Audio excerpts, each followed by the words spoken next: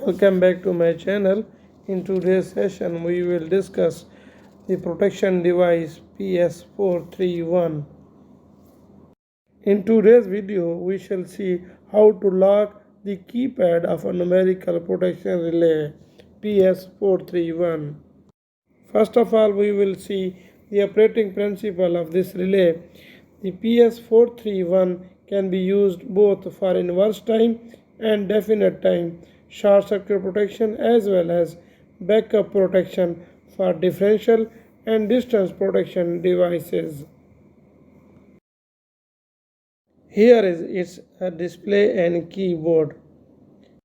The local control panel consists of two 4-digit 7-segment displays with value and address bar.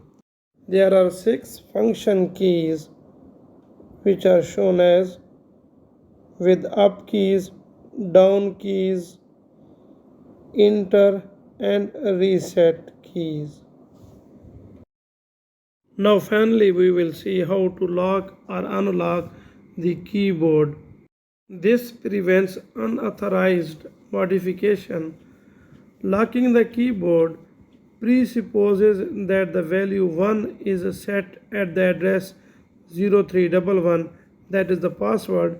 When the keyboard is locked, only the reset key will retain its function. The device will not respond if up and down key or the enter key are pressed. The keypad can be unlocked or locked by the means of the following operation. Number 1. Press the X key up,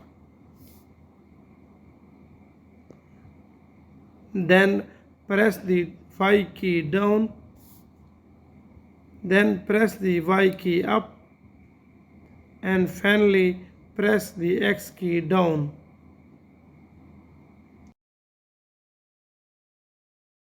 Finally, we can summarize all of this with this sign. Let's demonstrate this procedure. Press the X key up, press the Y key down, press the Y key up, and press the X key down.